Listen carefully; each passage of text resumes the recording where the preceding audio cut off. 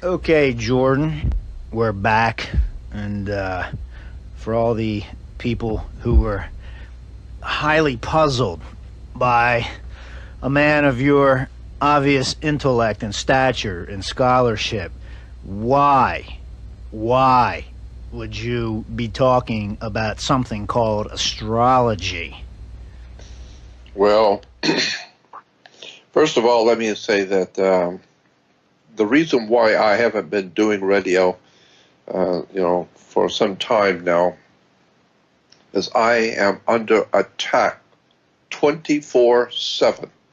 I'm being attacked by these people that's on my website, on the homepage of my website.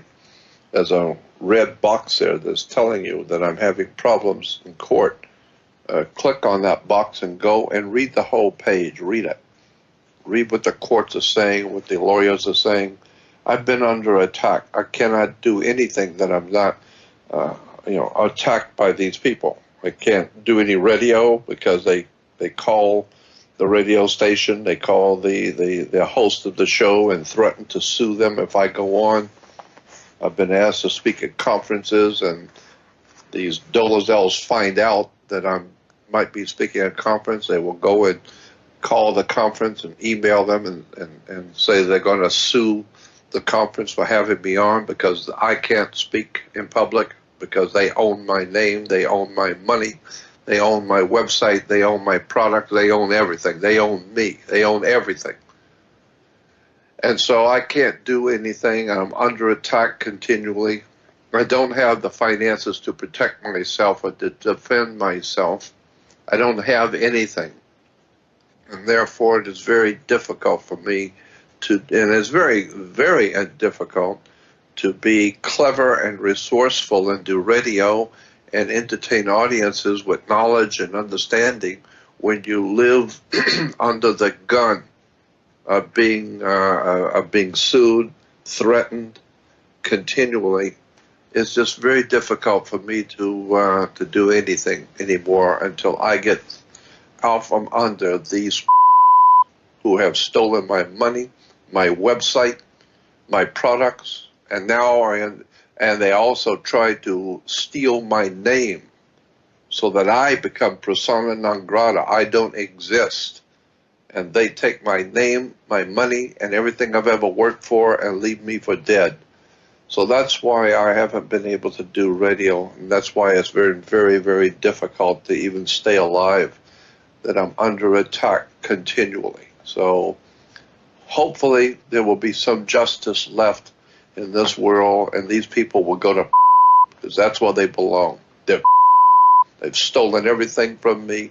And all you have to do is look at the court records. And if you have a legal mind of any kind, go read what the attorneys are saying. These people are and they belong in. So I just want people to understand why it is I haven't been doing radio. A lot of people email me and say, where are the shows? Well, it's very difficult to do the shows. I don't have the money to pay the station to do these shows. It costs money to for the station to record the shows for me and to put it out. I don't have anything. I have nothing. Zero. Nothing. And when you have zero, nothing, it's very difficult to defend yourself in court. So that's the name of that tune. That's why I come on every now and then the best I can until I can get past this legal destructiveness that these people have done to me, and almost for 5 years now. It's going on 5 years that these people have stolen everything from me and destroyed my name, my career, everything I've ever worked for. These people need to be dealt with by the law. So I just want everyone to understand what the situation that I've had to live with for 5 years. So, but I feel so very, very strongly, and I've said this before. I think it bears witness again to say it again. Suppose you, by chance, one day happen to find something of extremely extraordinary value, some sort of a treasure that was hidden, and you just inadvertently, by chance, happened to be in the right place at the right time and stumble upon something which was hidden. Now, if you go out and first of all, you don't want to go out and tell everybody what you found. You got to think about it first. What's the smart thing to do? If you found, say, millions of dollars in diamonds or millions and millions of dollars in precious coins or whatever that somebody had stashed away, they thought they were hidden for good, and you just happened by chance to stumble upon it and found it, what would you do? Well, first of all, I would think the first problem you're going to have is that people are going, whoever you're going to tell is going to say to you, if it sounds too good to be true, it's probably not. It probably is too good to be true. So you're probably just babbling away about something that's in fact not true at all. So how are you going to convince the world of the value and the worth and the value of the thing that you have found, when most people are going to tell you that's probably a bunch of bull? He just thinks he's found something. It's like fool's gold. You thought you found gold. No, it's just iron pyrite. It's not really what you think it is. Well, how do you convince the world that is so turned off on the idea that there could be something extremely valuable that's been hidden? What would you say? How would you present your find to the world to get someone of authority to look at what you found? And you might think that sounds silly, but it's a very legitimate problem. If you found something that you're not supposed to know exists, and it's of extreme value, how would you convince people that you really do have something that's pretty hard to believe? That, well, it's too good to be true. No, this is pretty good, but it is true. So that's my question. How would you adequately explain the value of the thing you have found to a people who will think that you're full of bull? That's been my problem for many years. Because while on the face of it, I have heard so many times about astrology being, it's not a science. Well, I mean, let's look at science. You want to talk about science? Every 5 years, science totally changes. I mean, everything we knew and nailed down, and there was no doubt about it 10 years ago, yeah, it's all gone. It's all totally gone. We got new instruments. We got better telescopes, microscopes. We got better equipment now. And now we know that everything that we knew 10 years ago is not true. The whole thing is ludicrous on the face of it. So now you got to go back and start looking at the new facts about the things you've been looking at, because you thought you had the whole truth. Well, my God, you could go back, let's go back 100 years and see what the best of the best of the best, the top scientists of the world in 1914, and what they were saying, as opposed to what we now know. Well, it's totally different. And so I'm not impressed when I hear that someone who has a PhD or a doctorate and they say, "Oh, it's a bunch of bull. What this guy's talking about is irrelevant. It's a pseudo science and all that kind of stuff." No, you better look at the science establishment itself and realize that the people at the top in the science world, in the world of science, are getting money from the federal government. They're getting money. They make a living off of the universities giving them salaries. So scientists, I've talked to archaeologists who will tell you that if you find something of extreme value in archaeology, if a scientist or an archaeologist was not working for a university was not working for a federal agency, was not working for some kind of a very important governmental institution. And if he's not working for any of those institutions, and he finds something of extraordinary value, nobody is going to listen. Nobody wants to hear it. And so, and if someone finds something, like I said, not only nobody's going to hear it, but the rest of the so-called science world is going to put it down and say it's a bunch of bull. Why? It's because they, who are working for these institutions and colleges and universities, who are being paid large salaries to find things in archaeology, they didn't find it. You found it. Some poor guy out there in the middle of nowhere, out with his family vacationing, and happened to dig up something out in the middle of nowhere and found something of extraordinary value. But he's not a scientist. He's not connected to any university, so he's obviously out of his mind, so we don't even look at it. So that's so much for science. And anyone who knows anything about what the science community is all about, it's just a religion. Science is a religion. It's got its holy men. They have their holy orders. They have their, like all religions, they are filled with money and political power. So science is not really science. There's only a handful of people I consider to be, in fact, scientists. And those people you will never hear from. They're extraordinarily brilliant people who have uncovered extraordinary and brilliant things about the world we live in. But you're never going to hear about them because they're not connected to any university and getting large salaries from some grant from the federal government. And so the universities can't claim that, see, our guy found this. Or the government can say, yep, see, our government scientists, they found this because we're so important.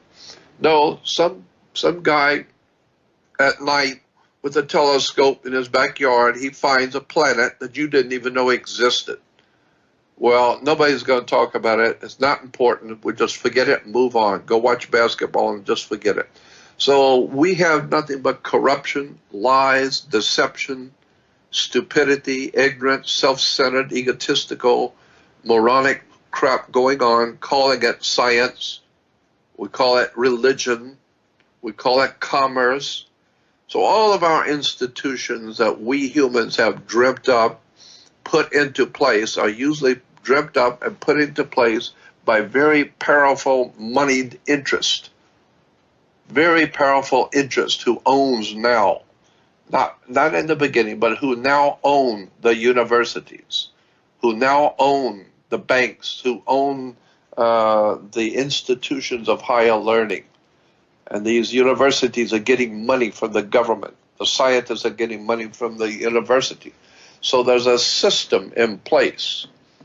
And if you don't belong to the system, like George Carlin said, it's a big club and you ain't in it. So if you find something of really extraordinary value and you're not in the big club, then you don't exist. You're not important.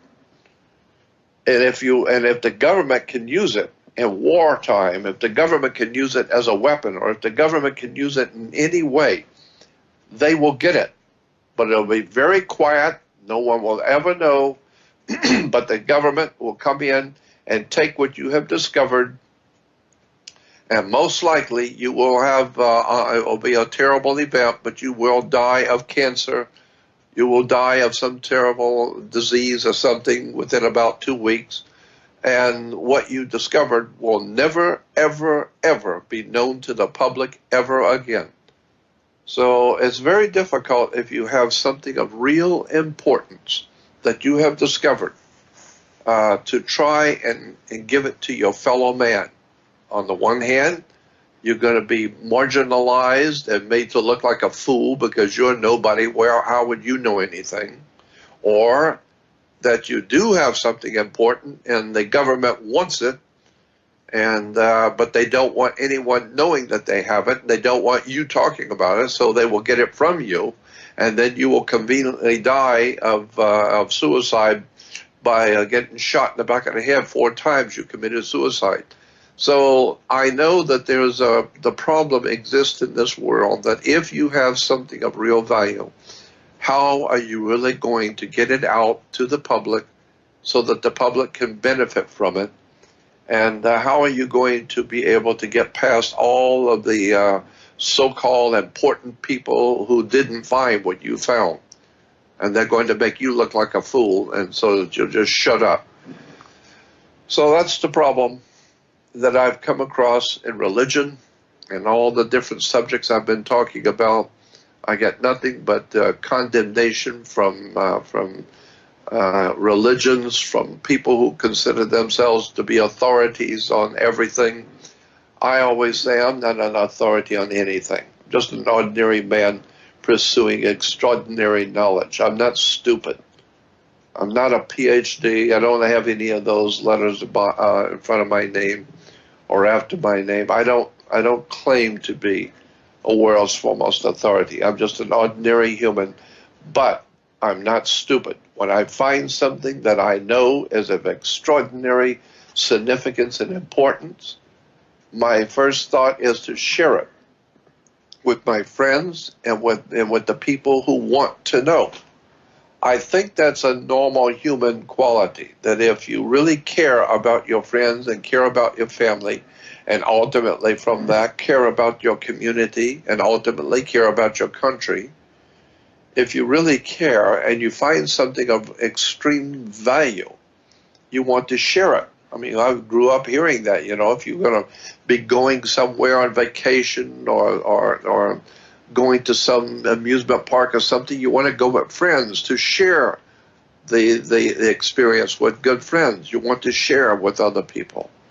And so that's the way I feel. I just want to share with other people something that I have found that I know. I don't suspect, think, or wish, but that I know is of extraordinary value.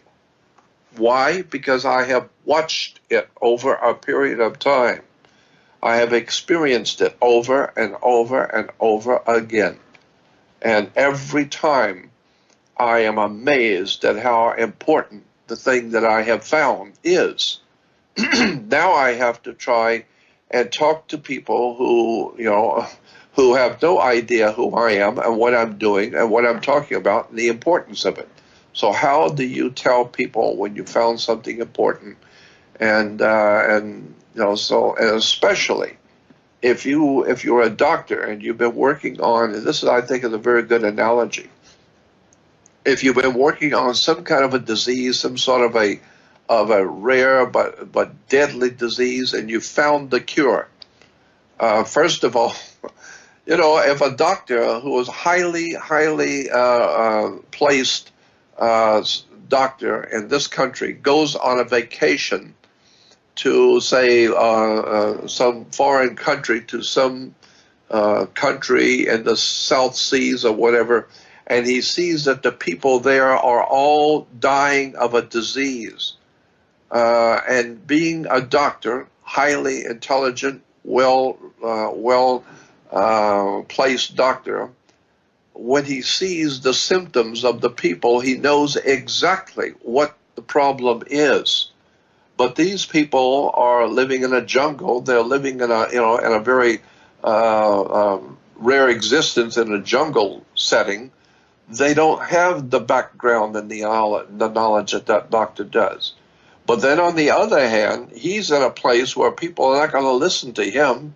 He's not from that area. He's not, they don't know who he is. They don't know about his credentials.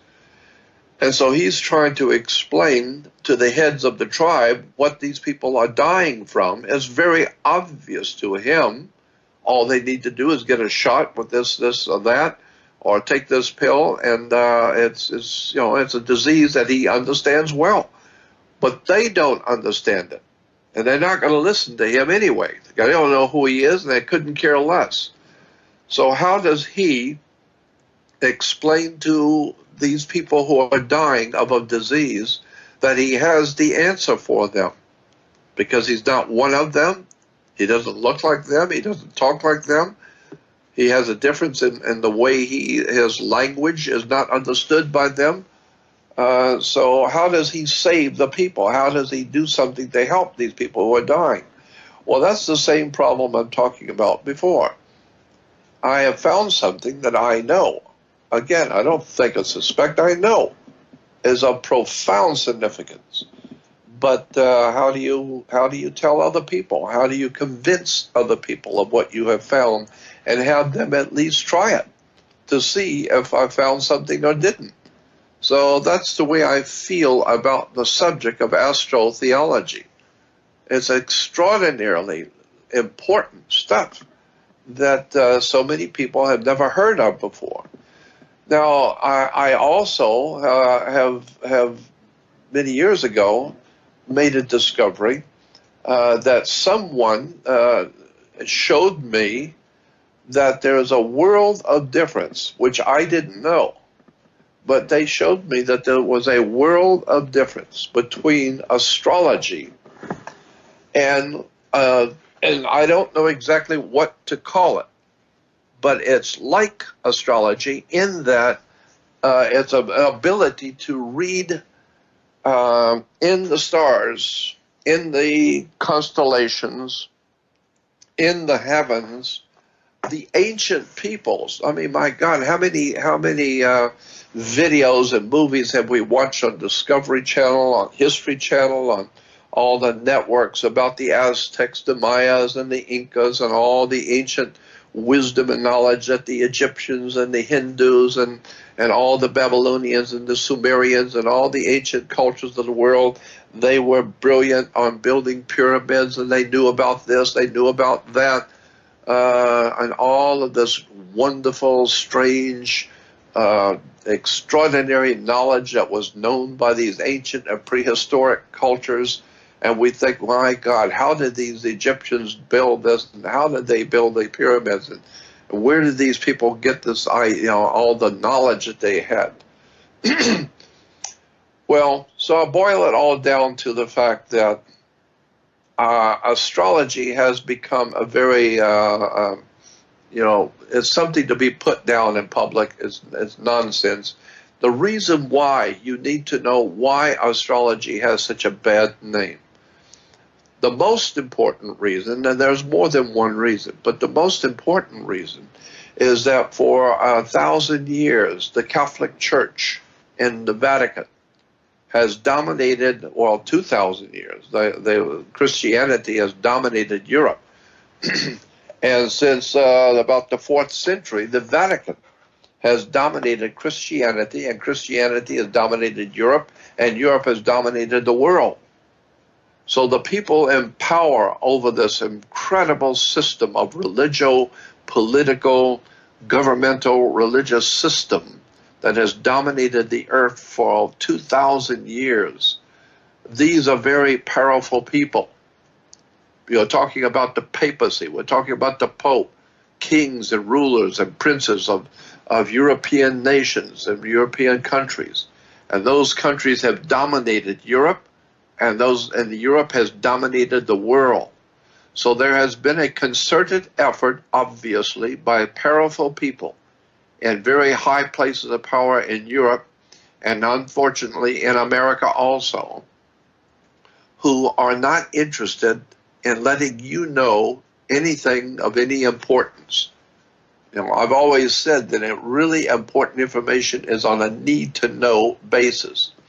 And you don't need to know. Again, George Carlin, it's a big club and you ain't in it. So therefore, whatever is really important, you will never know. No one's going to tell you anything. And if they do tell you, they're going to get hurt.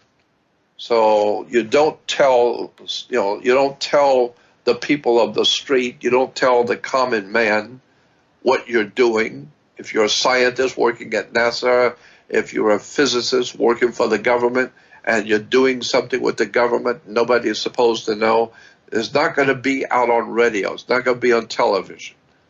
The really important stuff you are not going to be privy to hear, period.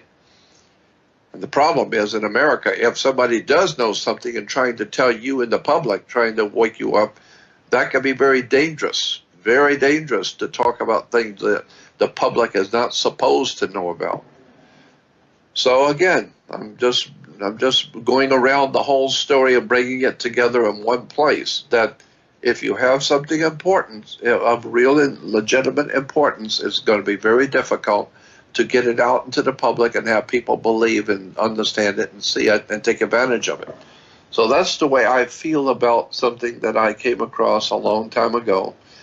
That as I was saying, that I had someone explain to me that there was a world of difference, night and day, world of difference between astrology, which has a bad name because the church doesn't want you to know that the whole of Christianity, Judaism, and Islam is based on astrology.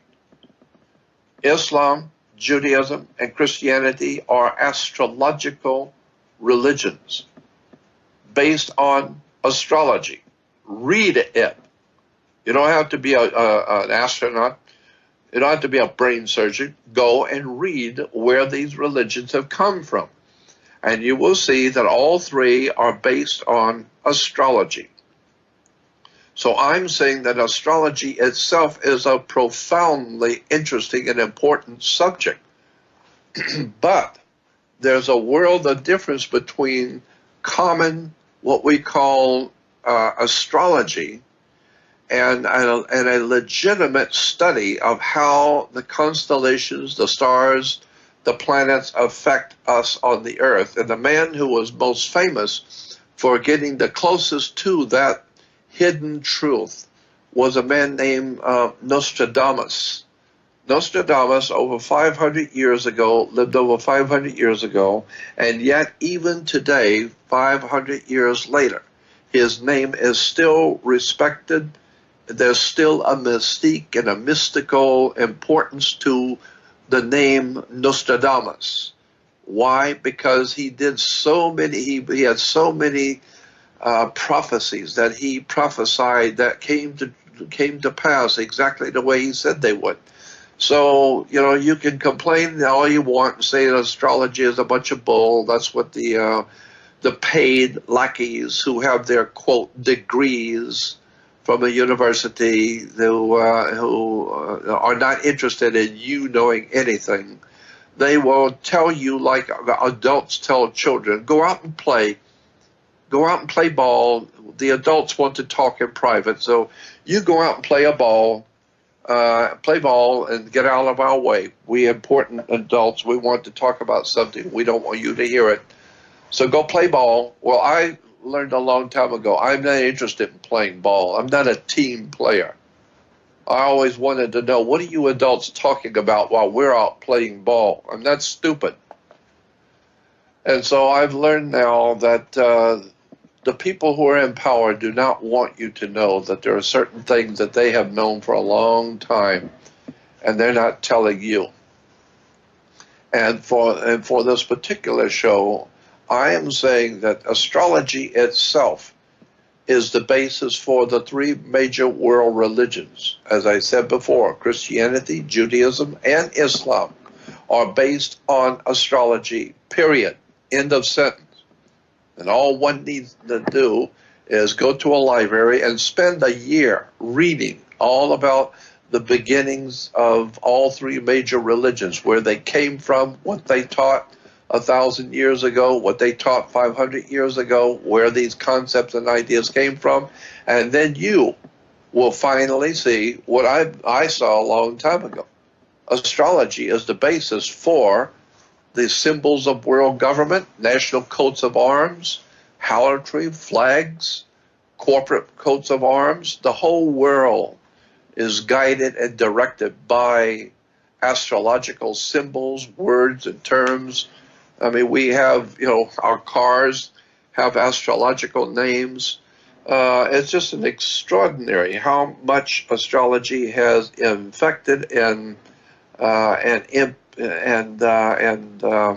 guided the destiny of the human race on the earth, with government symbols, seals, as I said, national coats of arms, harlotry, flags, badges, names of universities, names of cities, names of cars, names of countries. So, but there is a difference between regular astrology, which is for sure not as accurate as it could be, but very interesting, very close.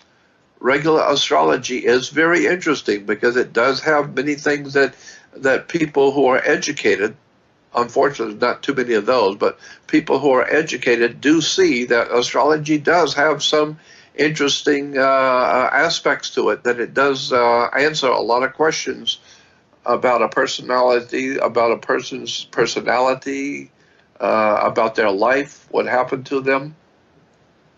But again, there's a world of difference between regular astrology, which is very interesting, and what Nostradamus did, which was a mind blower. For some reason, somehow, and I don't know, and I don't think anybody else does, Nostradamus was able to figure out something that we could loosely call astrology. But it's not exactly astrology. It's something like it, but it's far, far more accurate and far more, it's far more important. And so I came into face to face with this reality of what Nostradamus did and how he did it. And the more I began to see the people who knew about this subject, the people who were the experts on this subject, when I began to listen to them over the years as they began to explain, well, according to Nostradamus, here is what is going to happen to the world, and here's what's going to happen to this institution or to this person, according to their birthday, according to what Nostradamus would say, not astrology, but according to the way Nostradamus did things. Here's what that means, here's what that means, and every time it's extremely accurate. And so I became infatuated with the idea that Nostradamus knew something that other people didn't. And I have always been interested in that, the world of the occult. The word occult simply means hidden. And the way in which Nostradamus was able to dazzle kings and princes and rulers of Europe and dazzle the people's minds of today around the world with television shows and documentaries on who he was and how he could do what he did. Anyone who could dazzle the whole world with that kind of knowledge of the future that Nostradamus was able to do, that's someone that I immediately was interested in, because that's what I've always been interested in, real extraordinary knowledge and wisdom that's provable, valuable, proved to be very, very valuable. And so when I found out what Nostradamus was really doing, and basically, I am not an authority on this at all, but I got the idea, the general idea of how he was doing it. And it was incredible. It was brilliant. It never occurred to me that to look at the stars and the constellations and the planets the way Nostradamus did it. And then to see how accurate he was doing it his way, I thought, wow, man, this is an incredibly interesting subject. How to see the future, how to know where you are today in your life and what's going to happen to you, where you have been all of your life because of your birthday, where you are now because of your birthday, and where you're going, whether you like it or not, because of your birthday. Well, then we begin to see in religion, as I said, Christianity, the birth of Jesus, the birth of the Messiah. We're told that there were 3 wise men that came to see the new Messiah. 3 wise men were called the Magi's in the Bible. The Bible calls the 3 wise men who came to Jesus as Magi's, which we give our word magic from, Magi's. Well, you will see that the word Magi were astrologers. So it's a hint telling you that they saw his star in the sky. What? What are you talking about? A star in the sky? Christians will tell you, oh yeah, the Magi saw the star in the sky. They knew about the Messiah. You say, no, wait a minute, go back and I thought you said that astrology, I say to Christians, I thought you said astrology was from the devil. And here we're reading in the Bible that the astrologers, the Magi's, found Jesus, the Messiah, because of a star that they were following. And then when I started thinking about it, well, you know, for thousands of years, the seafaring peoples of the world, the Phoenicians, the Romans, the Greeks, and God knows all the other people, the seafaring peoples of the world that roamed all over the earth on the seas, always guided themselves. They always knew where they were because they knew how to read the stars. Today, even the navies of the world and captains of ships have to know how to guide themselves on the high seas by the stars. They navigate by the stars. So there is something of an importance to this idea of understanding the stars, the planets, and where they are at any one time, because the U.S. Navy and the navies of the world have navigated their trips on the high oceans of the world by the stars. Well, if you're going to navigate yourself by the stars on the ocean, why don't you navigate your life by the stars? And do it the correct way. Do it the way Nostradamus did it.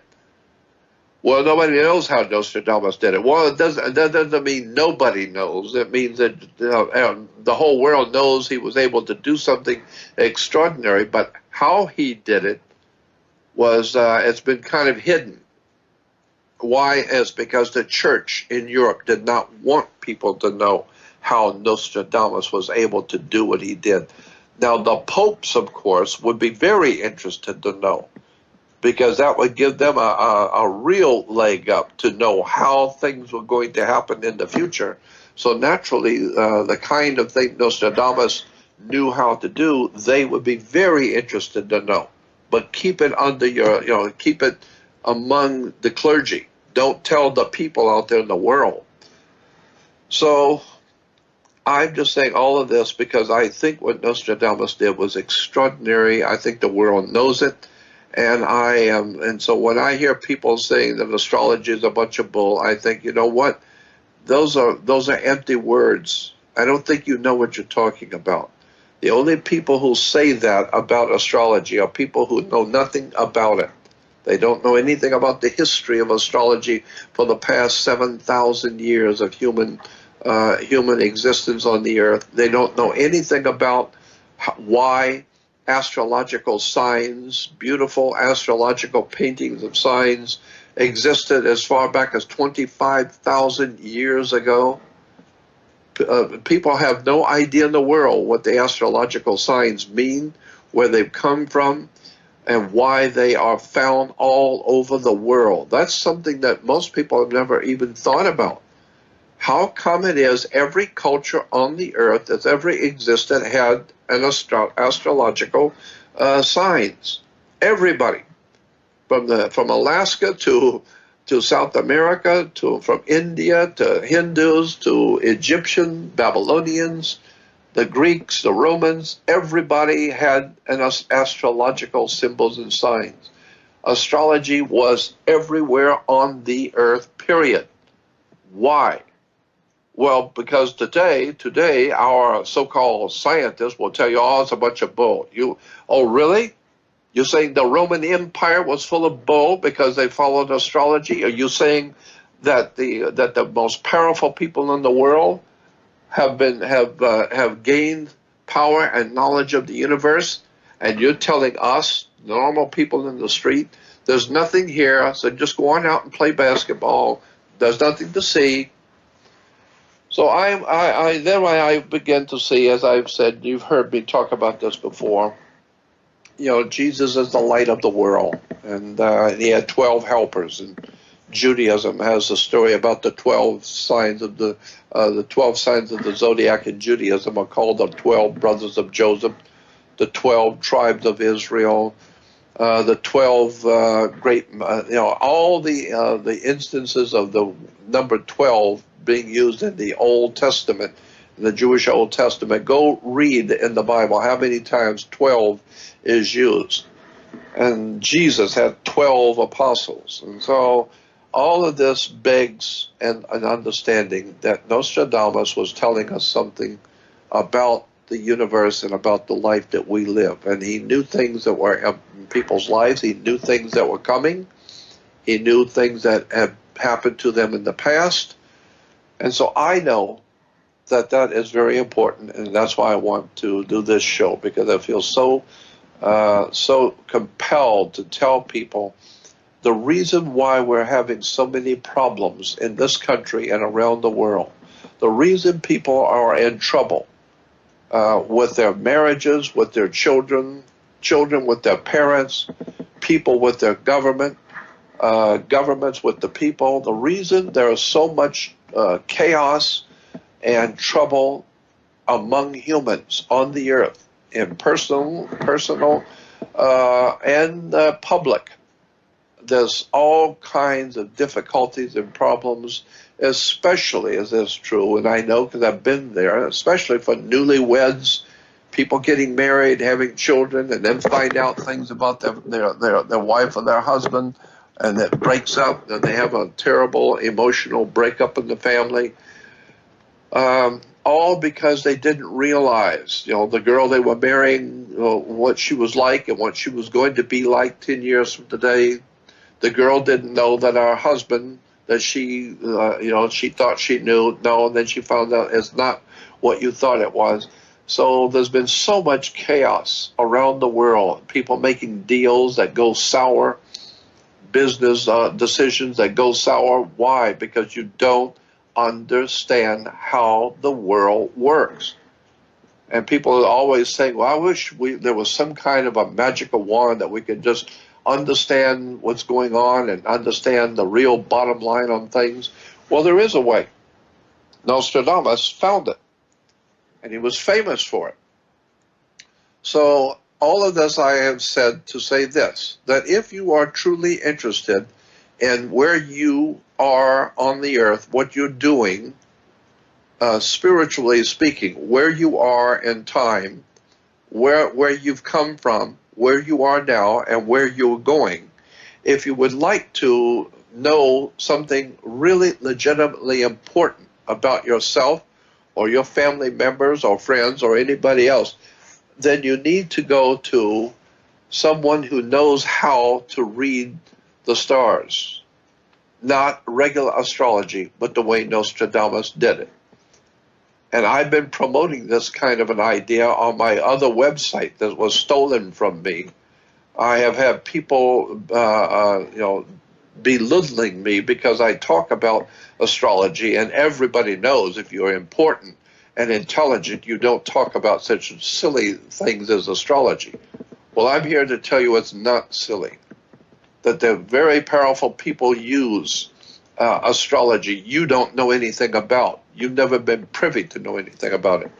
So if you're really interested, then you might want to contact me and say that you are interested and that you don't mind stepping out and finding out something about yourself and about your life and where you are now and where you're going, the way Nostradamus did it. And so that's what I want to basically end this this discussion about, is that I know people who are able to read your life the way Nostradamus did it. And I have watched this person over the years just quite literally blow people away by his being able to tell them where they have been, what things happened to them and why, what's happening to them right now, and what is going to happen to them in the near future, and then into the far future, all based on the Nostradamus method of reading the stars. So if you're interested, you have to keep in mind first, and I will throw this in, You must keep in mind that my website, the original website that I worked hard to put together and that I owned before it was stolen from me by who stole everything I owned from me. But on my original website, jordanmaxwell.com, which I no longer own for the moment until I can get into court and get my possessions given back to me. But on jordanmaxwell.com was my website. I used to promote the idea that people should get a reading from my friend who is a Nostradamus scholar and who could do this kind of magnificent reading of the stars in relation to one's personal life. And I used to promote him on my website. I've even had him on my radio shows. So if you're on my website, Jordan Maxwell Show, which is my website today, jordanmaxwellshow.com, because jordanmaxwell.com has been stolen from me. So Jordan Maxwell Show, you can go on there and email me and say that you would like to get a reading from my friend who does astrological readings the way Nostradamus did it. And I will guarantee you I'm putting my name on it. I'm staking my name and my reputation on the fact that I know something you don't know. And that if you're really interested, you want to step out and do something really interesting for your life, then have this friend of mine look at your chart, look at your birthday, calculate it the way Nostradamus did it, and then he calls you and sit and talk with you for an hour, 2 hours, whatever it is, and will absolutely astound you. So that for the rest of your life, you will know when you hear people talking about how astrology is a bunch of bull, it amounts to nothing, it's a pseudoscience, you will know that these people are lying. They're either ignorant or they're barefaced lying.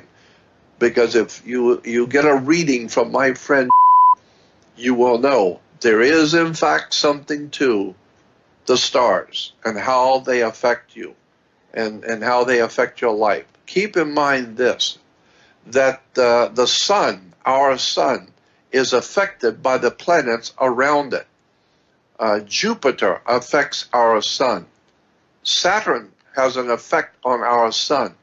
And these planets are so far away, but they have some sort of an effect on the sun. The planets also have an effect on each other. And of course the moon, that's over the top. The moon pulls the tides of the oceans of our earth. The oceans on our earth, the tides are caused by the moon. So depending where the moon is, the tides are going out. Or if it's behind us, then the tides are coming in. Why? Because the moon affects the waters of the earth. Well, you're 70 to 80% water. So does the moon affect you? Because it sure affects the oceans. It affects water, and you're 80% water, so does it affect you? Well, we know that there's been the idea that there are people we call lunatics. That was something that was known a long time ago in history, people who were affected by the moon. We call them lunatics. So the sun affects us in profound ways that you don't even realize. The moon affects us and affects the woman's body. It affects her. It affects the moon, and the planets affect the earth. The ancient peoples, unlike the brilliant intellectual giants we have today who say that the planets have no effect on anything, but the ancient peoples knew when to plant food, when to harvest. The ancient peoples of the world understood the difference between the new moon, the full moon, and when to plant, when to grow, when to harvest, when not to do something by the new moon. That's what the ancient kings and rulers of the world knew, all of that. And that's what all you got to do is just a cursory study of ancient history, and you will see all the kings and important peoples of the world have always guided their nations and their people by the understanding of where the planets are.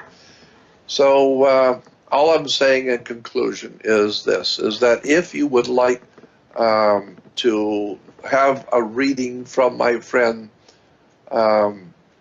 keep in mind that on my old website, the people who stole my website, these who stole my website, have put out on that website that they control, that they took from me, and they are putting out slander and libelous stuff, making it look like I am saying it. I have nothing to do with JordanMaxwell.com. I have it. I don't own it. I don't have any control over it. The people who are going to, the people who have stolen everything from me, ripped me off and left me for dead, have stolen my website. And now they want to hurt not only me, but they want to hurt anyone who is my friend or anyone that I am promoting. Anything that I am promoting, they want to destroy. And so on my old website, they're talking about my friend, the astrologer, and the stuff they're saying, the slanderous stuff they're saying about him is not true. And I think it's about time that people need to understand nothing on JordanMaxwell.com is from me. It's from scandalous who have stolen my website from me, stolen everything from me, and are now lying and using my name and my website to lie and say things that I never said. So if you want to know something about your life, go to my friend, email me, just email the radio show, or you can email me directly. My email is JordanMaxwellShow.com. Very simple, JordanMaxwellShow.com. It's on my website, and so if you email... Jordan, may I interject? Yes. Your email is jordanmaxwellshow@gmail.com. That's what it is. jordanmaxwellshow@gmail.com. jordanmaxwellshow@gmail.com. And one more thing too, Jordan.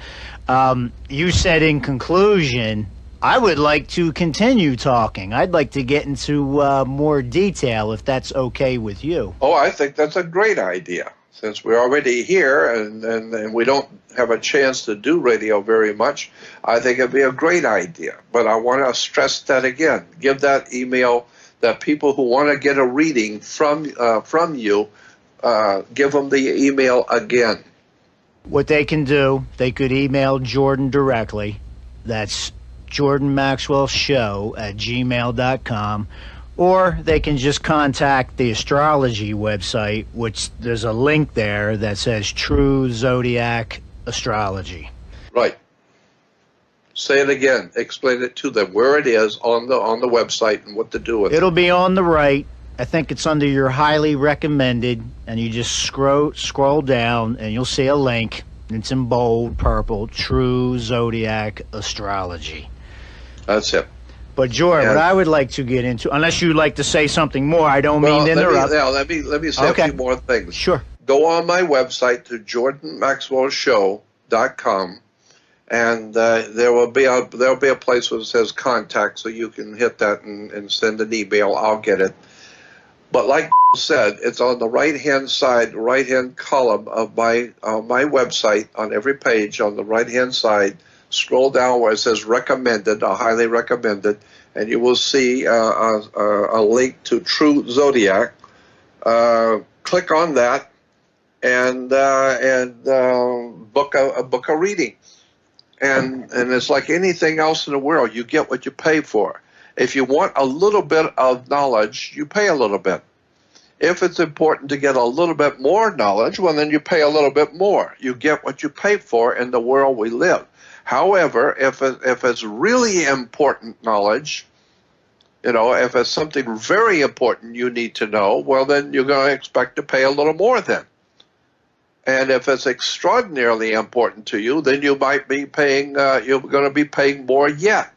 So it just depends on how much do you want in this world. You get what you pay for. So if you really want something of real importance, Jordan Maxwell says, go on my website to jordanmaxwellshow.com. Go to the right-hand side, and you will see the highly recommended sites and links, and you will see, what is it again called? True Zodiac Astrology. That's it. And click on that, book a reading, and then you tell me. You write back and you tell me what you think of my recommendation. I stake my name on it. Extraordinary knowledge that you have no idea until you experience what the Nostradamus method of astrology can do for you. So if you're smart, the Bible says a word to the wise is sufficient. I remember reading that many years ago. A word to the wise is sufficient, meaning that if you are truly intellectually wise, if you're mature and intelligent, you don't have to have someone explain it for 3 hours to you to get the importance of something. If you're truly wise, perceptive, intelligent, you don't need someone to explain something for 3 hours. Someone important can tell you something, one sentence, and say it to you, and if you're wise, you get it. If you're not wise, somebody can talk to you for 2 hours, and you still don't get it. So a word, not a sentence or a full book, no, a word to the wise is sufficient.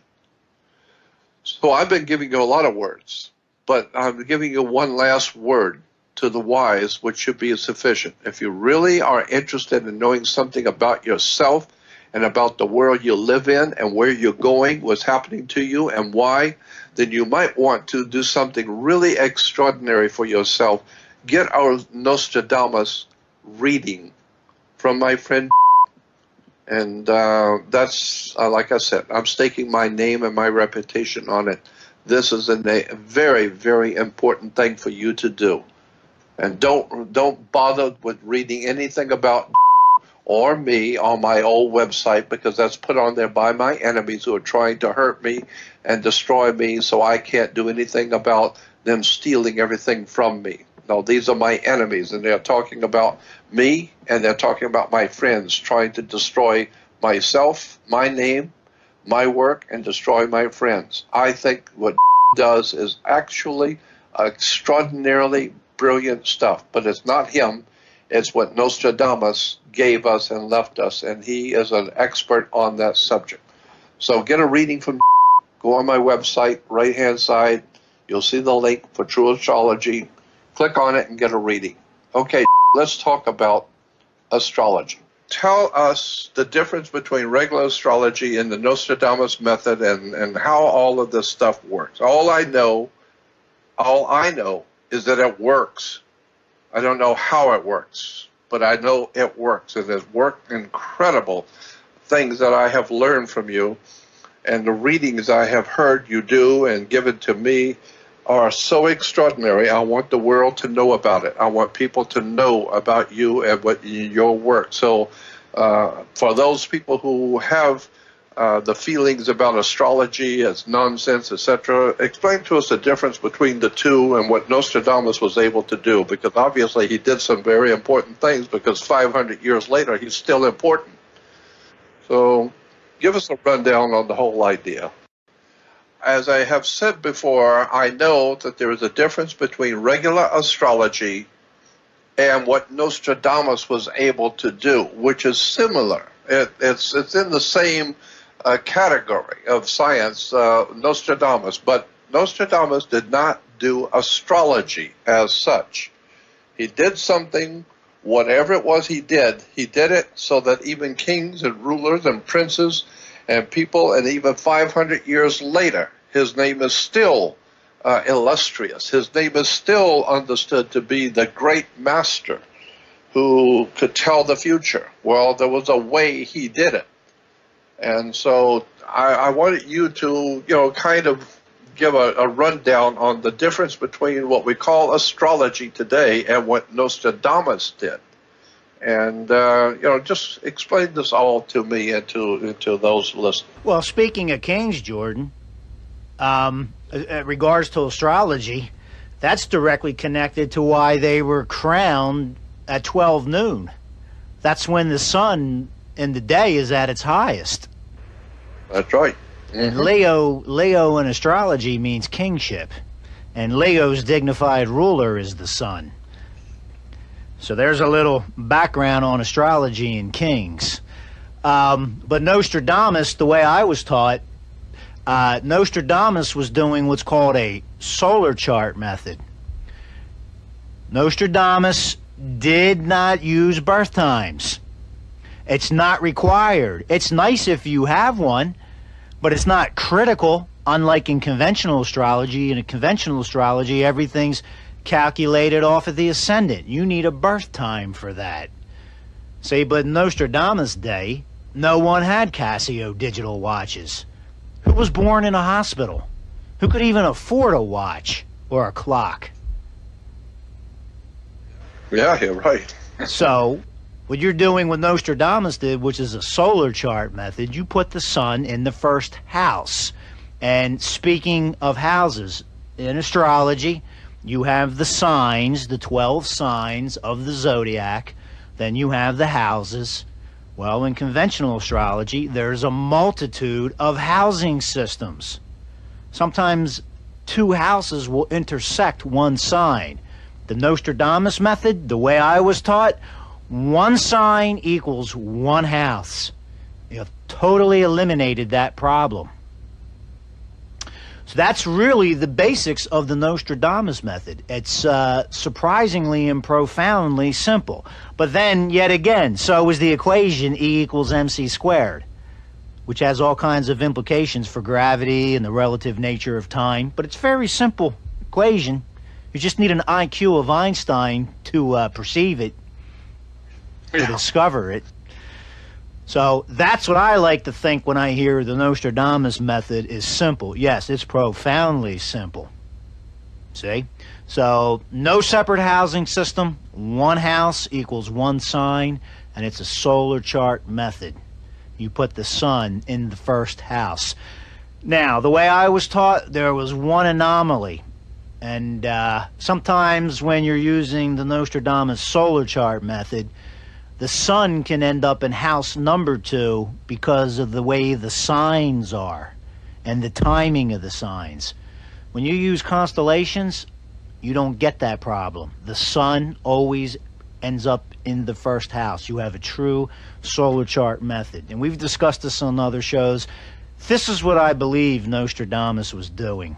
He was looking at the constellations. They are different. They are emphatically different than the signs. There is a sign called Scorpio. You can't see that sign with your eyes. That's an artificial division of the ecliptic into 12 30-degree equal sectors. Okay? But the constellations are the group of stars. There's a group of stars called Scorpio that you can see with your eyes. And then that band that the planets orbit the sun around, that's the ecliptic. See, now my thinking is, I'm not an archaeologist, but my thinking is the Greeks took the sky out of astrology. That's what happens when you use signs. There's no sky in it. There's no backdrop of fixed stars. See? So they took the ecliptic, which from our vantage point on Earth looks like the sun going around the Earth. It's really the Earth going around the sun. But they took that ecliptic, they divided it into 12 30-degree equal sectors. They got the number 30 because that's how long it takes for the moon to go around the Earth. It's 29.57 some days, okay? But for all intents and purposes, round it up to 30.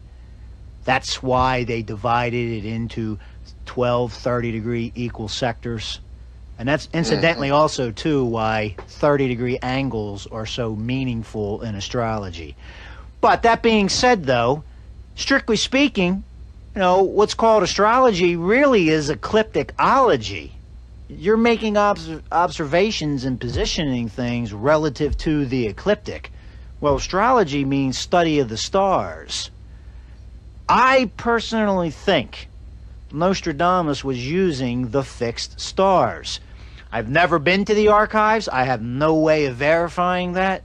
I base that statement off the fact that there's YouTube videos where they're speaking of the lost books of Nostradamus, and he makes reference to the constellation called Ophiuchus, which does not exist when you're using signs. You look at the night sky, you'll see Scorpio, and then you'll see the feet of Ophiuchus, the serpent bearer, and then you will see Sagittarius. So if Nostradamus was making reference to Ophiuchus, he could not have been talking about signs. That's my deductive reasoning, because there is no Ophiuchus when you're using the signs. There's Scorpio, and then there's Sagittarius. You look at the night sky, there's Scorpio, Ophiuchus, and then Sagittarius.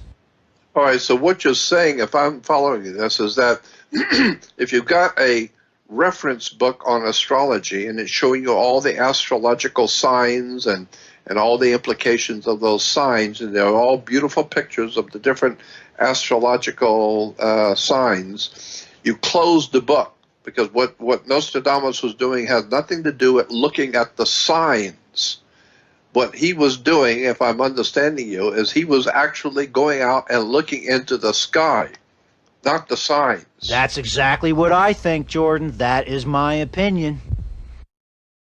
But that would make sense, because the sky is where the story is, not the pictures. The pretty pictures in the book do not tell you, you know, if you're a real master, that doesn't tell you anything. They're pretty pictures, they're beautifully painted pictures, but it doesn't tell you anything. But if you really know the heavens, you go out and look up into the sky, and whatever you see, that's the real stuff, not the sign. Well, that being said, you know, there's a story behind the signs. Okay, but because of the precession of the equinoxes, right now, when you have the spring equinox, which is the 0 degrees of the sign Aries, when you look over your head, you see the constellation of Pisces. There will come a day that 0 degrees Aries will occur at the spring equinox in the northern hemisphere. And then what you'll see over your head is the exact opposite of Aries, the constellation of Libra. Which one do you pick? Now, when you see the constellation of Libra over your head, that's applicable to the whole world. But the first day of spring, our spring equinox in the northern hemisphere, would be the fall equinox in the southern hemisphere. So what are you? Northern hemisphere, you would be considered an Aries, but at the same date, at the same time, in the southern hemisphere, you would be considered a Libra. You don't have that problem when you're using constellations. See, and I think that, combined with the simplicity of what Nostradamus was doing, now maybe you're getting somewhere. Now, here's my approach to astrology, Jordan.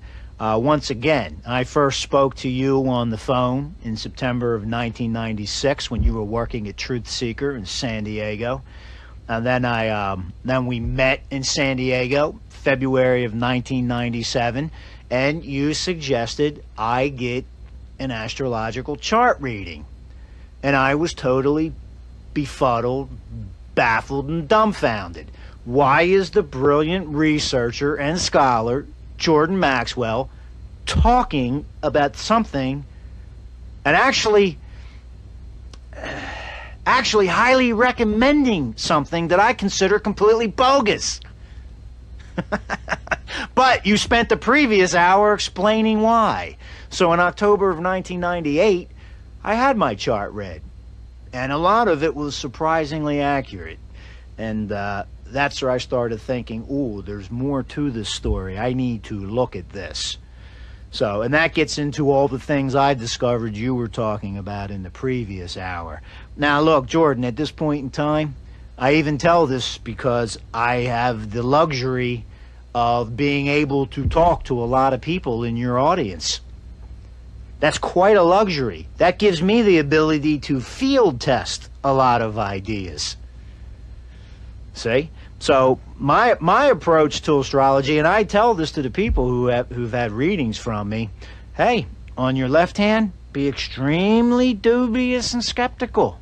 Be very slow to believe. It's a healthy, mature, adult attitude. And then again, on the right hand, do not prejudice any source of information.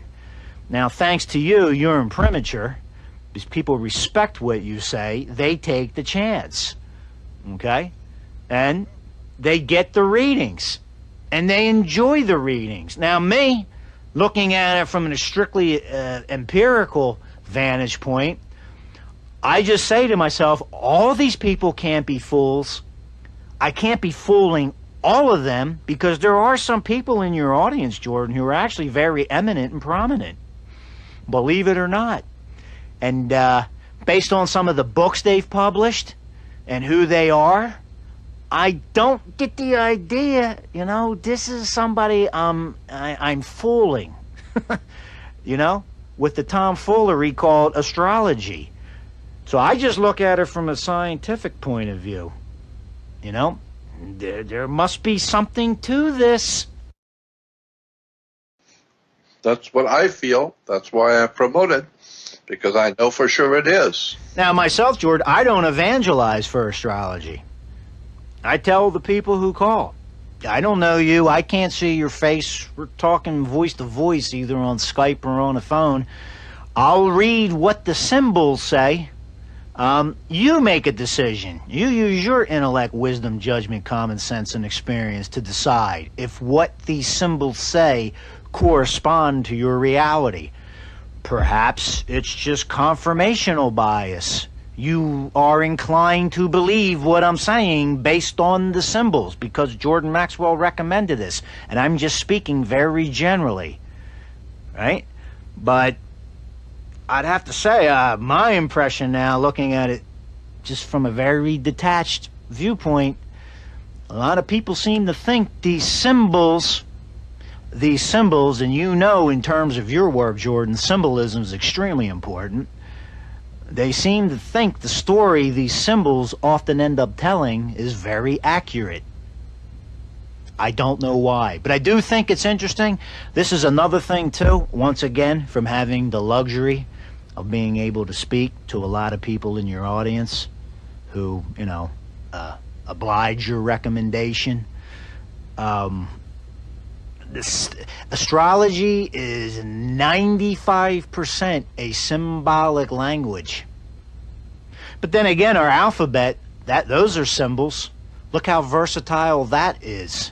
You can take the 26 letters of the Latin alphabet, our Latin alphabet, 26 letters. From that, you get Shakespeare, Encyclopedia Britannica. Yeah. So imagine now you have all these symbols, a language of, the symbols of the cosmos. And you have more there. You have 13 constellations, what that the ecliptic moves through. You've got these various planetary bodies. You have the angles and the aspects they make. And this is another thing, too, which you were saying about the backdrop of astrology. Because I still look at it, you know, I still look at it from a detached point of view, like somebody just observing it in a very detached fashion. But we have a phrase, oh, that was an aspect of his character. That's an aspect of her character. Well, that's true. I've heard that. Well, that's precisely what you have in astrology. That shows you how deeply embedded into culture astrology was and is. That's an aspect of his or her character. Well, that's what you call an angle between two planets. You call that a planetary aspect.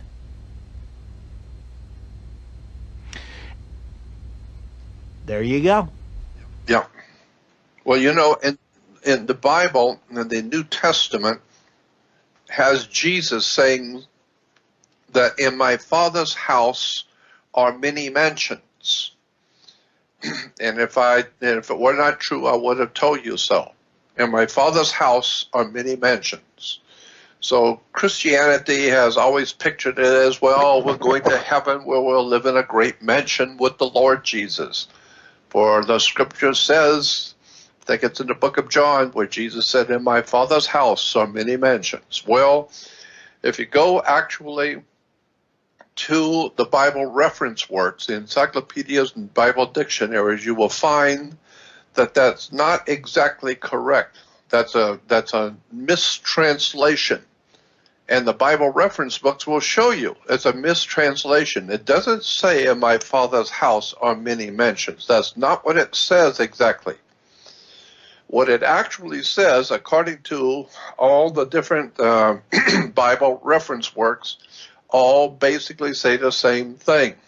The commentaries, the encyclopedias, biblical encyclopedias, reference works, they all tell you that what is actually being said is that in my Father's abode are many houses. Not in my Father's house are many mansions. No, in my Father's abode. That's the word which is actually used in the original scripture, translated abode.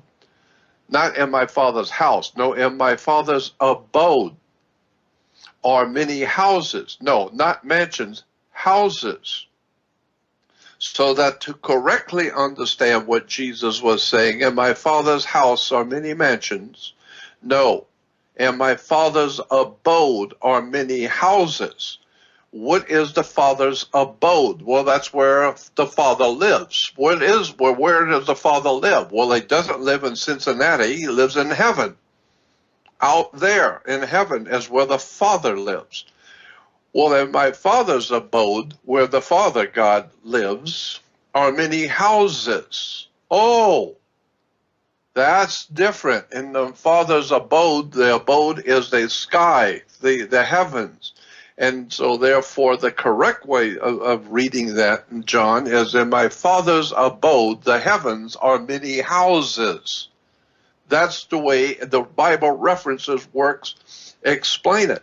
So that's true. You go out at night and look into the sky, that's where God lives, out there. And the abode of the heavens are many houses. Yeah, there's about 13 of them we're talking about right now, many houses. And I think it's interesting that we call the different signs of the zodiac houses. This is the house of Leo, the house of Aquarius, many houses. That's what the Bible is trying to tell you. So, in my Father's house are many mansions. No. Correct is in my Father's abode are many houses. Houses of the zodiac. Well, in astrology, even with the Nostradamus method, you have 13 constellations, but Scorpio and Ophiuchus I combine into one house. So you have 12 houses, and my God, Jordan, you've spoken over and over again. We've said it, the significance of the number 12. Of course, it's everywhere in the Bible, in the Old Testament and New. So anyway. Now, another thing too, Jordan, once again, maybe we can just speculate on the air. My conclusion at this time, because once again, this all started by accident. I did a show with you, okay, and then, there was a much more audience response than I expected. So, but anyway, that being said, speculation-wise, from speaking to all these people for over a year, right? Astrology is a symbolic language. And my God, if anybody understands the significance and importance of symbols, I would think that would be Jordan Maxwell. That's why I was so determined that people look at what I'm saying, listen to what I'm saying, that it's not astrology. It's the Nostradamus method of reading the heavens, and that he was famous for 500 years ago. He's still famous. Why? Because he did something that other people could not do. He made it very simple, and was very, very accurate. And so all the people that you've given readings to that heard me talking about you, have written me. I know they've written you and talked with you, but they also write me and say, Jordan, we took your advice and we got a reading, and we were absolutely amazed. That is not like anything I have ever heard in astrology. I've had other astrological readings.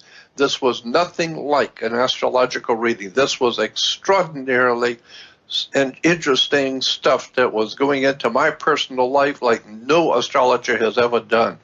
And they thanked me profusely, thank you for showing me and putting me on to him. I would never have known about him if it wasn't for you. So that's why I'm so adamant about promoting you, because I know everybody has ever gotten a reading from you, has contacted me and said how incredible the reading was and how they thank me all the time, thanking me for putting them in touch with you. So that's what I do. That's who I am. I want to help my fellow man and wake up and find out how this stuff really works. So go on. Well, myself, Jordan, I'm discovering as I go along. Because once again, I try to look at it just from a very detached viewpoint. I don't evangelize for astrology. But this being said, the symbolic nature of it, you can look at Adolf Hitler. You can look at his astrological chart, and one thing you will notice based on the symbolism, and I'd be interested to hear your commentary upon this when I finish. Adolf Hitler had a very exact conjunction. A conjunction means two planets at 0 degrees.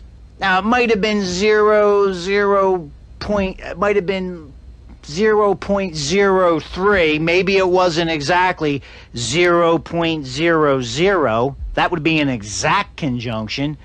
But Adolf Hitler conjunction between Venus and Mars was very close to 0.00. Off the top of my head, I don't know exactly what it was, but it would be something along the lines of 0.04. This is where the symbolism gets interesting. And this is how simple astrology can be. Venus represents love. Look into antiquity. My God, venereal disease. It has the word V-E-N in it. Why? Because Venus represented love. I think venereal disease has a connection to love on occasion. Okay, there's some of the symbolism of Venus. Mars, the Babylonians, the Sumerians came up with the symbolism. It still stands today. Mars represents the warrior, the athlete, war, aggression, energy. So you look at Adolf Hitler's birth chart and you see a nearly exact conjunction of Venus and Mars. You would look at it symbolically and say, love of war. Is that? Yeah. That's, I always tell the people I read, it's symbolic guesswork on my part, but decide if that interpretation corresponds to reality. Now, hindsight's 20/20, okay? But it is interesting. You can look at Adolf Hitler's birth chart and see a nearly exact conjunction of Venus and Mars, and the symbols would suggest a man who indulges a love of war. And unfortunately, that symbolism has proven to be true. Yeah. If anybody loved war, he did. So that's the basics of how you do astrology. See, this is a little different than the newspaper astrology. That's talking about sun signs. It's very general. They make predictions. They're probably looking at planetary aspects, right? But going back to symbolism, Jordan, if you see a day where the sun is making a trine to Mars, you might be inclined to think this might be a good day for war. Sun trine Mars. That's what I mean about the symbolic nature of astrology. And when you start going deep into this with people, when they decide to get a reading, they often think that symbolism is applicable to me. I always tell people who call, I say, look, from a strictly scientific point of view, you'd have to say this is symbolic guesswork. You be the judge whether this corresponds, this narrative that the symbols produce. You be the judge based on your own wisdom, common sense, intellect, judgment, and experience. If that symbolic story, you find it applicable and insightful to your life. So far, a lot of people have. I have no idea. That's one reason I'm interested in your commentary on what you think might be, what is going on here, that how is it possible these symbols actually seem to produce an accurate narrative of someone's life? It gives you a lot of insight into their character. If you're dating a lady whose moon conjuncts Mars, you know, that might tell you something about her nature. She might not want flowers. She might want you to grab her off the street while you going on by on your Harley. Yeah. You have to know the makeup, the spiritual makeup and the nature of each person, and that is according to the stars and the as I told you before, the moon affects the oceans of the world. So obviously the moon has some kind of an effect on the earth. It certainly does. It causes the oceans to move one way or the other. The sun also has a profound effect on human beings. It causes things to grow from as far away, from that far away, but things grow and live because of the sun. We know that energy from the sun gives us energy to live. So the planets around us, the ancient peoples, as I said, go to the Bible and read how the ancient peoples knew when to plant food, the Native Americans and all the ancient cultures of the world. They built and understood the implications of the planets and where they were. Go to the Farmer's Almanac. My God, go back 220 years to Farmer's Almanac, and they tell you when to plant. Go get a copy of the Farmer's Almanac that comes out every year. They tell you about where the storms are going to most likely be, and what months are going to be good for this, and what months are good for that, and what the stars are saying. So it's always been something of very important to understand the heavens. So that's why I just keep drilling on this subject, is that the Nostradamus was able to do so many phenomenal things that he was able to foretell. And I've seen you do it with me in particular, and other people that I highly recommend you to. That I've said this on the air, I'll just say it again. That about a year and a half before it happened, I remember talking with you, and you told me that it looks like a year and a half from now, there's going to be an incredible banking crisis, and it's going to shake the banking institutions of the world. And it's going to happen in a year and a half from now, and you gave me the month. And the reason why is because of the way Nostradamus looked at things. That's what you were doing. And you said, well, from the looks of it, I'm not God, but from the looks of it, according to the way Nostradamus calculated things, it looks like the banking industry is going to run into a wall. It's going to be a horrible, devastating banking crisis around the world. And it's going to start, and you gave me the month and a year and a half in the future. And that very month is when the housing bubble broke and all the stuff about banking started to happen. And I remember calling you and saying, you know what, a year and a half ago you told me this was going to happen. And you said to me, well, I told you this is what Nostradamus was all about. I can, if you understand the heavens and the signs, you can see the future. So that's what really caught my attention. And then the more I began, seeing what you were doing and watching what you were telling other people and having it happen in their life, just exactly the way you were saying it, that's what caught my attention. I want people to know that they can find out phenomenally interesting things about themselves, what has happened to them in the past, where they are now, and where they are going, things which are coming in the future. So that's why I, again, put my name and my reputation on this, because I'm very impressed with what I have watched over the years. We've known each other since, 96?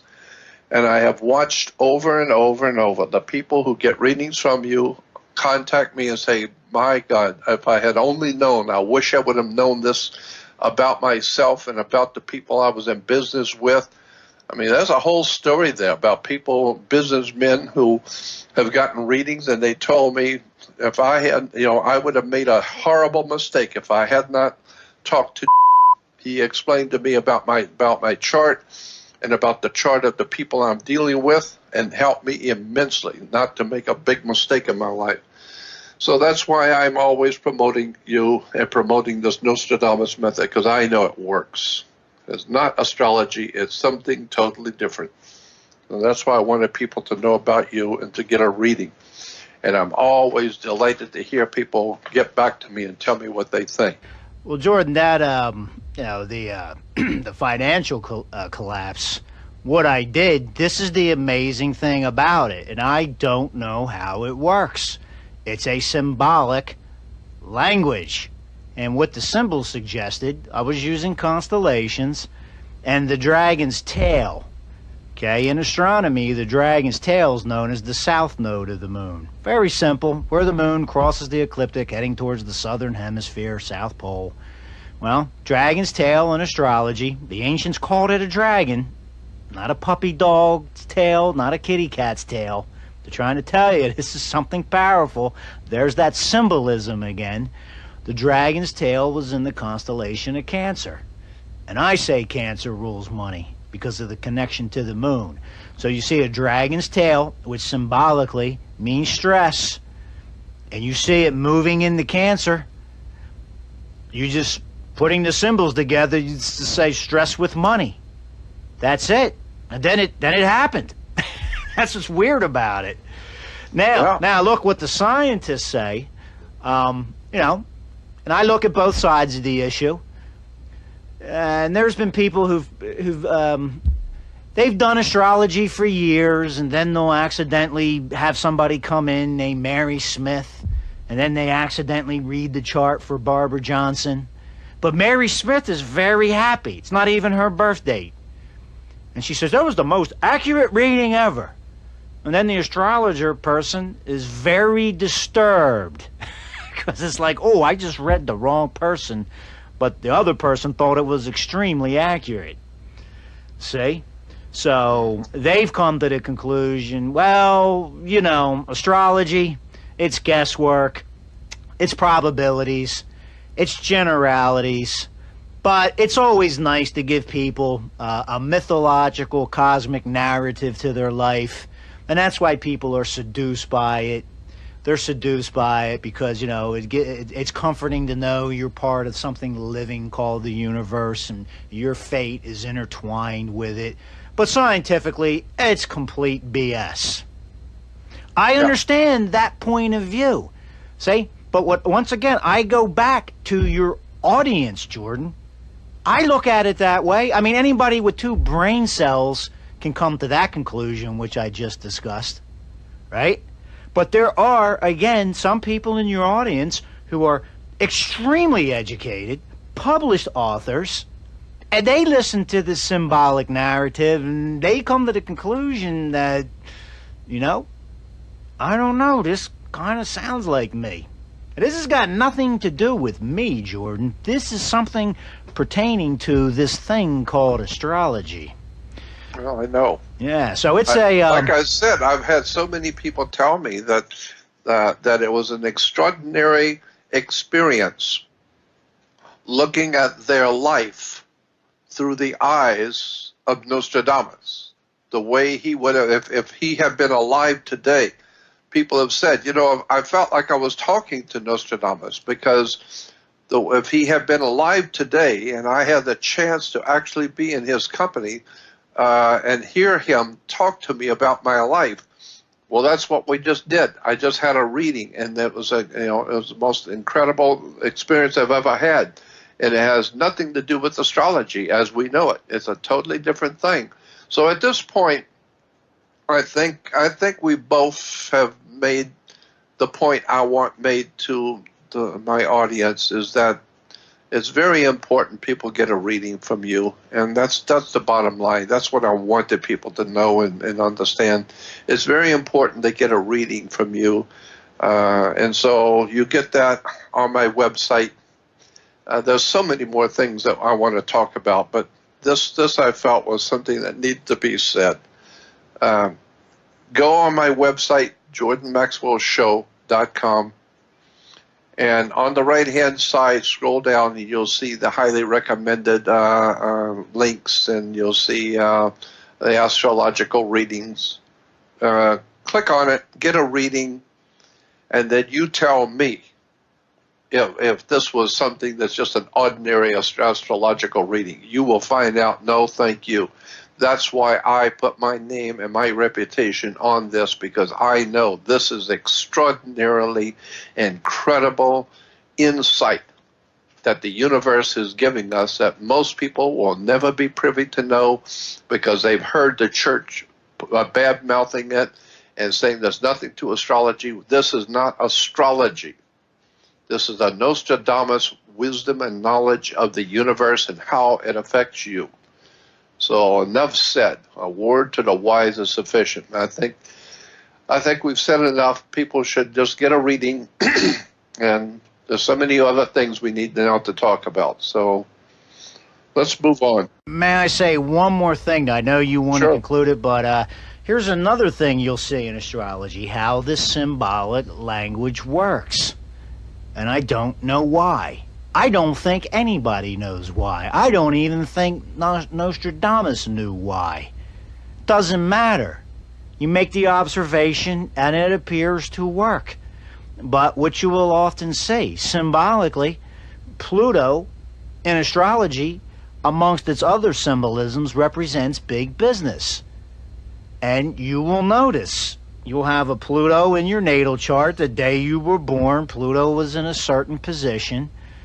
You know, and that's your natal chart, so everything remains stationary. You're always carrying that with you, but obviously the planets keep orbiting about the sun. They keep moving. They interact with that chart. And you will notice on the days, and there's some caveats to this, but usually on the days where Saturn, which you know, if anybody understands the symbol of Saturn, it's Jordan Maxwell. But in astrology, Saturn's known as the great malefic. Malefic. Bad intent. Right? So Saturn, making a stressful angle to your natal Pluto, you'll often find you'll have a crystallization of business problems. You'll have some glitch or something like that.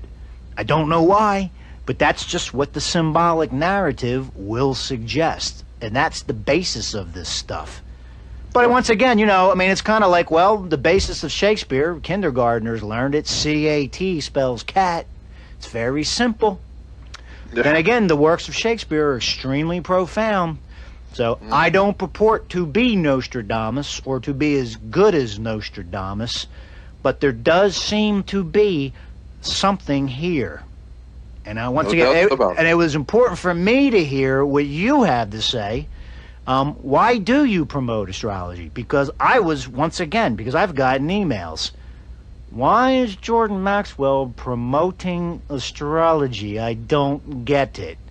See, and that's how I felt when you started. Well, yeah, but my answer to that is I am not promoting astrology. I'm promoting Nostradamus's method of astrophilosophy, a whole different kind of story.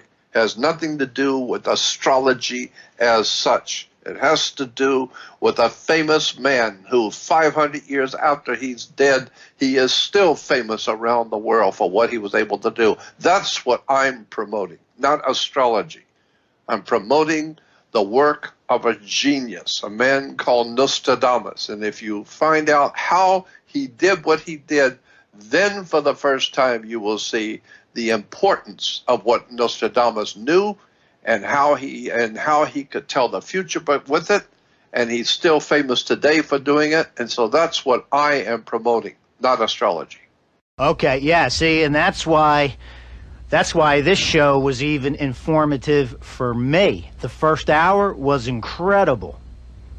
I enjoyed hearing that. Why this? Because obviously astrology, not astrology, conventional astrology, the astrology you're talking about, that obviously complements astrotheology. Absolutely. It certainly does. And there's a hidden message, and I'm famous for saying that. People have been hearing me for years saying that. There's a hidden message. It's a metaphor, a symbolic metaphor, a symbolic message in the New Testament.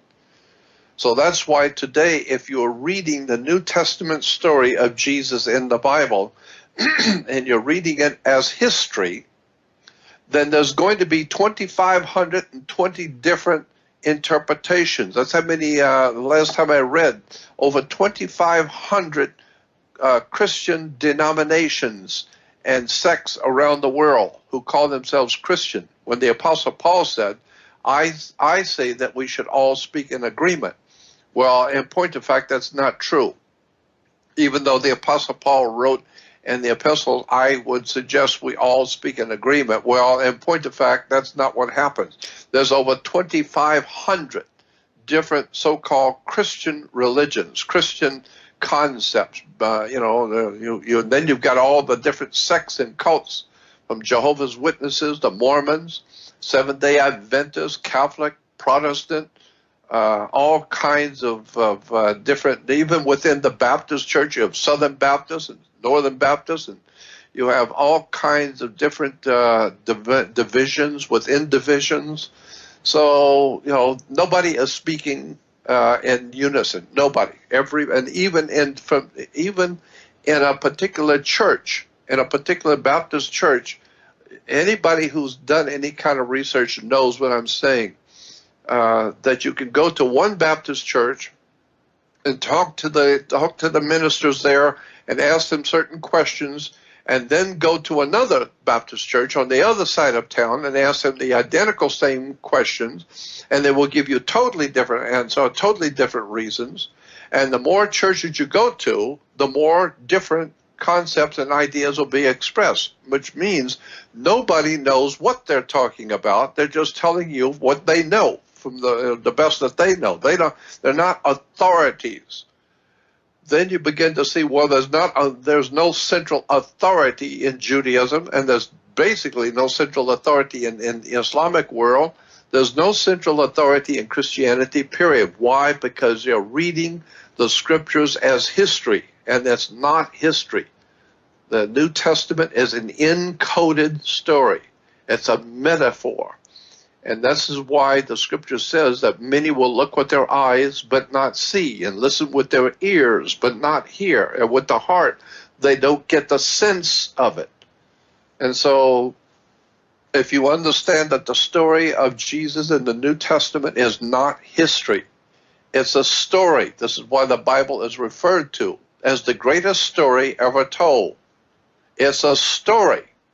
It's an encoded, hidden, metaphoric story. And once you understand the story, for the first time you will say, oh, now I understand what the Bible is saying about Jesus. Now I get it. It was an encoded metaphor. And the encoded metaphor and symbolic story that you call the New Testament story of Jesus is actually astrology at the highest point. It's very, very profoundly in your face, obvious, once you begin to see how these symbols of words and terms in the New Testament were talking about astrology. That's why Jesus is referred to as God's Son, the light of the world. He's referred to as the light of the world. Well, of course, the sun is the light of the world. And he had 12 helpers. He had 12 followers. Well, of course, the sun has 12 helpers, 12 followers. The 12 signs of the zodiac, the 12 months of the year.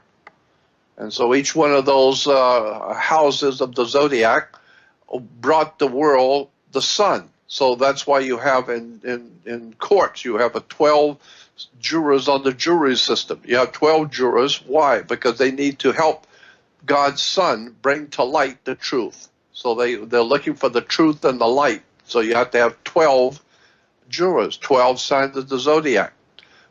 So once you understand that the story of the New Testament is a metaphor for astrology, then you get into the Nostradamus method of reading the things correctly in the heavens.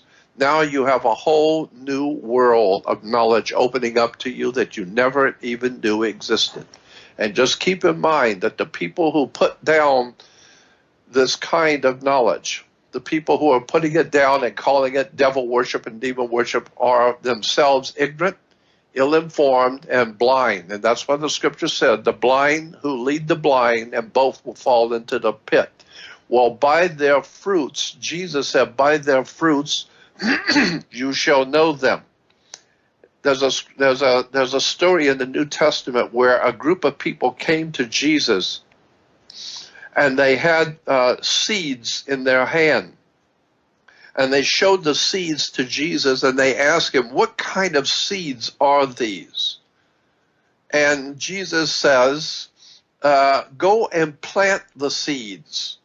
And and watch what comes up after you planted the seeds. So after you plant the seeds, if a peach tree comes up, that answers your question. They were peach seeds. But if an apple tree grows up, then it was an apple seeds. So you don't need to be a famous scientist to figure it out. Very simple. Plant the thing and watch what comes up. And then he said, this is in relation to the rest of the world. Jesus goes on to say, so by their fruits you shall know them. Meaning, by the fruitage of the different religions, you can tell what they are. So what is the fruitage of Islam? What is the fruitage for the world of Judaism? What are the fruits that the world has gathered from Christianity? What is the fruitage? Well, you don't have to be an astronaut or have a high school education to look around the world and look at the human race. Look at the fruitage of our domination by religion. Christianity, Judaism, Islam. Look at the fruitage. Wars, violence, drive-by killings and shootings, gangs, murder, drug addiction, violence, corruption, filth, degeneracy, pornography, violence, killings, gangs, murder, mafia, corruption everywhere. That's the fruitage of the three major religions. By their fruits you shall know them. And what is the one thing that all three of the major religions are all championing and saying together is that astrology is all a bunch of bull and don't look at it, don't have anything to do with it. Well, by their fruits you shall know them. So there's nothing of any intrinsic value, period, in the churchianity of today. Nothing of any intrinsic or human value in Islam or Judaism or Christianity today, period. By their fruits you shall know them. Look at the world you live in. That's the fruitage. However, as I said, Nostradamus just blew people away. He was able to tell people what was going to happen in the future. So that's why I want people to know about you and about the whole idea of Nostradamus, because it has nothing to do with astrology. And I know that so many people have seen on my old website the condemnation of you, which I didn't do. It's the people who stole my website put it out there to hurt you, to destroy and ruin your name because you were my friend and I was promoting you. So they don't want anything I'm doing to go out. So they want to destroy my name, my website, steal from me, take everything I own. And any friend of mine, they want to destroy with them. So that's why if you go on Jordan Maxwell show, just go to Jordan Maxwell show, get a reading from then you tell me what the real story is. Anyway, I think that we have said enough tonight, that we should pick this up and start talking about some other interesting points in relation to this conversation the next program. Okay, Jordan. Sounds good. And thanks for answering my questions. Well, thank you for being with me. I appreciate your work. And I think people who get a reading are really going to be astounded. They always are. Always are. And again, thank you. And if you want to help me at this particular time in my life when I'm fighting who have stole everything from me, if you want to donate to my website, it helps me immensely. So again, get a reading from and if you wish to help me, you can make a donation. And thank you for listening. Okay, Jordan. Good night. Good night.